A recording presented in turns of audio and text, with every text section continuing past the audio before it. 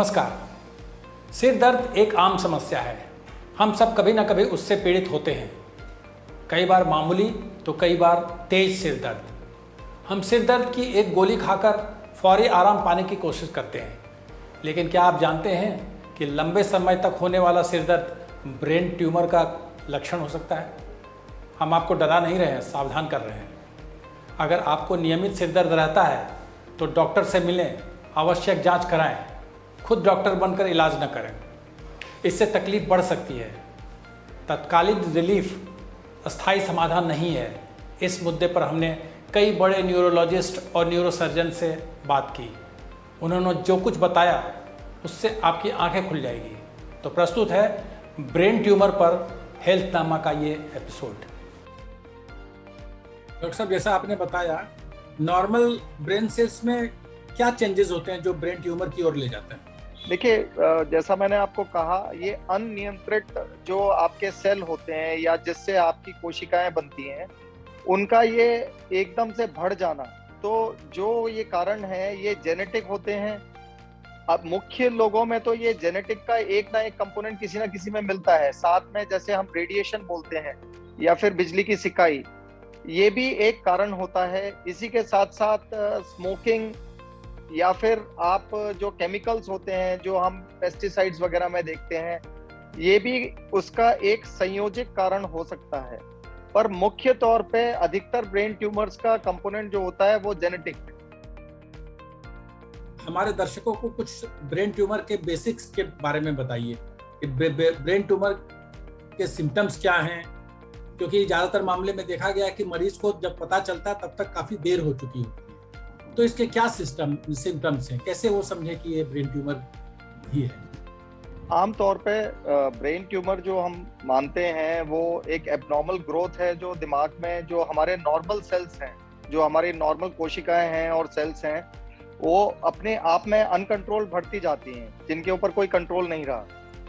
तो इनके सिम्टम्स जो हमारे दिमाग में होते हैं वो मुख्य 3 या 4 हैं, जिनको हमें खास तौर पे ध्यान रखना चाहिए। और इसकी वजह ये है कि हमारा जो मस्तिष्क है, ये जो हमारे स्कल या खोपड़ी है उसके अंदर बंद है। तो ये एक तरीके से अपने एक छोटे से डिब्बे में बंद है। तो इसमें अगर कोई भी चीज बढ़ती या घटती है, उसी के अनुसार हमें उसके सिम्टम्स भी आते हैं। खास तौर पे सुबह उठ के भारी दर्द रहना या नींद खुल जाना दर्द के कारण, उसके साथ साथ उल्टी होना, उल्टी के बाद दर्द में कमी आना, और जो इसके अन्य सिम्टम्स में खास जो है वो है कि मिर्गी के दौरे पड़ना। मिर्गी का दौरा हालांकि ब्रेन के ट्यूमर की वजह से हार्डली 1 to 5% में होता है, पर ये ऐसी चीज है जिसको हम डायग्नोज करके ट्रीट कर सकते हैं। मतलब ये ट्रीटेबल मिर्गी का कारण हो सकता है। इसके साथ साथ आपको हाथ या पैर में कमजोरी आना, क्योंकि ये किसी भाग में, जिस भाग में ये ट्यूमर होता है उसके अनुसार ही हमें इसके लक्षण दिखते हैं। तो अगर ये उस भाग में है जिसमें हाथ या पैर का नियंत्रण है, तो आपको उसकी कमजोरी या फिर उसमें सुन्नपन महसूस होना, या फिर आपको चलने में दिक्कत होना, या आमतौर पे और कुछ नहीं तो सिर्फ चक्कर आना भी एक सिम्टम हो सकता है। तो ये कुछ ऐसे सिम्टम्स हैं जिनको आप नजरअंदाज कर सकते हैं अगर ये कम है या फिर 1 या 2 दिन के लिए है। पर ये अगर लगातार होते रहें और आप इनसे परेशान हैं, तो मेरी यही आपसे सलाह है कि आप तुरंत ही पास के अपने किसी भी नजदीकी डॉक्टर के पास जाइए, उसकी सलाह लें और उसी हिसाब से फिर आगे इसको ट्रीट कराएं, या इमेजिंग करा के जो हमें इसका रिपोर्ट मिलती है उसके हिसाब से हम इसको ट्रीट करें। कि क्या ब्रेन ट्यूमर का कंप्लीट क्योर संभव है? और सबसे ज्यादा सवाल ये पूछा जाता है कि इसकी सर्जरी का सक्सेस रेट क्या है, क्योंकि लोग ये मानते हैं कि सक्सेस रेट बहुत अच्छा नहीं है। देखिए, पहली चीज तो मैं ये बताना चाहूंगा कि ब्रेन ट्यूमर्स 2 प्रकार के होते हैं, नॉन कैंसरस और कैंसरस।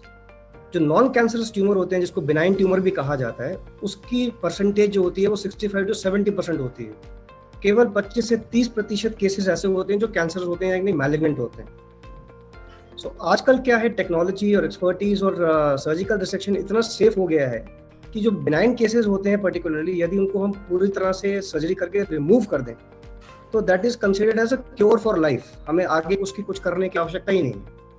हाउएवर, अगर कैंसरस ट्यूमर होते हैं, जैसे जिसको हम मैलिग्नेंट ट्यूमर्स बोलते हैं, उन केसेस के अंदर भी सर्जिकल रिसेक्शन बहुत सेफ है और 95 to 98% केसेस के अंदर कोई कॉम्प्लिकेशन नहीं आती।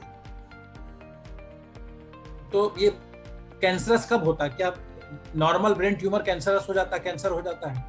देखिए, जैसे हमने बताया कि ट्यूमर एक बेसिकली बहुत ब्रॉड टर्म है, जिसको हम बोलते हैं कोई भी नॉर्मल सेल इकट्ठा हो गया उसको हम ट्यूमर बोल देते हैं। तो नॉर्मली क्या होता है कि जब हम सर्जरी के लिए किसी पेशेंट को प्लान करते हैं, जब सर्जरी करके ट्यूमर को रिमूव कर दिया जाता है, तो उस ट्यूमर की गांठ को हम लोग टेस्ट के लिए भेजते हैं, इसको हम बायोप्सी बोलते हैं। सो बायोप्सी बेसिकली कंफर्म करती है कि ट्यूमर वो कैंसर है कि नॉन कैंसर है। So it is a histopathological diagnosis. जो कैंसर है that is histopathological diagnosis. Doctor साहब, क्या ब्रेन ट्यूमर का ओबेसिटी और लाइफस्टाइल से भी कोई रिलेशन है? बहुत ज्यादा इसमें मैं नहीं मानता कि बहुत फर्क पड़ता है, बट यस डेफिनेटली जेनेटिक्स है।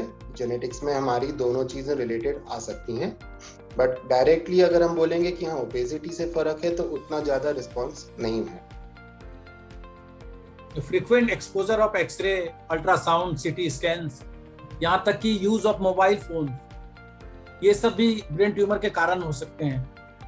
ये मिथ है या इसमें सच्चाई है? देखिए, रेडिएशन जो है वो अपने आप में एक रिस्क है ट्यूमर्स का, ये नोन फैक्ट है। मोबाइल्स के बारे में ये कहेंगे कि मोबाइल्स के बारे में पहले आया है कि दे कैन अफेक्ट, पर कॉन्ट्राडिक्टरी रिपोर्ट जो हमारे पास है कि कोई ऐसा एविडेंस 100% नहीं है। तो पर रेडिएशन यस डेफिनेटली, अननेसेसरी सीटी, अननेसेसरी एक्सरे करना बिल्कुल वाजिब नहीं है, बिल्कुल सपोर्टेड नहीं है। क्या ब्रेन ट्यूमर की वजह से मरीज की पर्सनैलिटी में चेंजेस आते हैं, और आते हैं तो किस तरह के चेंजेस आते हैं? देखिए, इसमें दो पार्ट्स में हम इसको ले सकते हैं कि इसमें बहुत इंपॉर्टेंट बात है कि आपका जो ट्यूमर है वो किस जगह लोकेटेड है।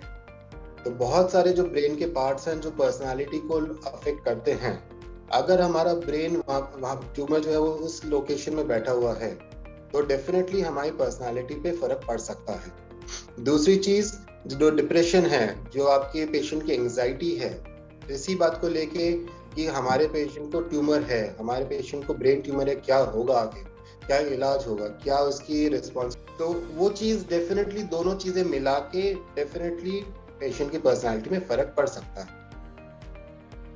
ये सिरदर्द ब्रेन ट्यूमर वाले सिरदर्द से अलग कैसे होता है? कैसे हम मरीज कैसे समझ पाए कि ये मामूली सिरदर्द नहीं है? पहली चीज है कि जब सिरदर्द होता है तो एज अ डॉक्टर हम सवाल पूछते हैं कि किस तरह का सिरदर्द है, उसके साथ क्या क्या सिम्टम्स हैं।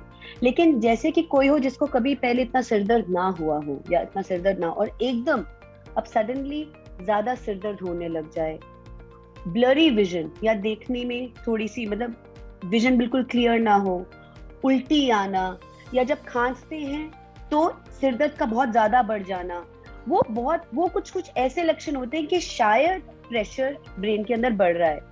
जैसे डॉक्टर अमिताभ गुप्ता ने कहा, हमारा ब्रेन एक डब्बे की तरह है, एक क्लोज डब्बे की तरह, जो बहुत टाइटली क्लोज्ड है, जो खुल नहीं सकता। तो अगर उसके अंदर प्रेशर बढ़ेगा तो दर्द होगा। तो वो जब प्रेशर बढ़ता है तो उस तरह का सिरदर्द में तो लोगों को ये ध्यान देना है कि अगर हेडेक के साथ ब्लरी विजन हो रही है, अनकंट्रोल्ड वॉमिटिंग हो रही है, खांसी करने पर एकदम सिरदर्द ज्यादा हो रहा है, प्रेशर देने पर सिरदर्द ज्यादा हो रहा है, तो उनको जाके डॉक्टर से डेफिनेटली बात करनी चाहिए। तो सावधान हो जाइए, अक्सर होने वाले सिरदर्द को हल्के में न लेते हुए सही ढंग से इलाज कराएं। इस विषय पर तथा दूसरे सभी स्वास्थ्य मामलों पर हेल्थ एक्सपर्ट की विस्तृत राय जानने के लिए हमारे YouTube चैनल हील फाउंडेशन को सब्सक्राइब कर फायदा उठाएं। नमस्कार।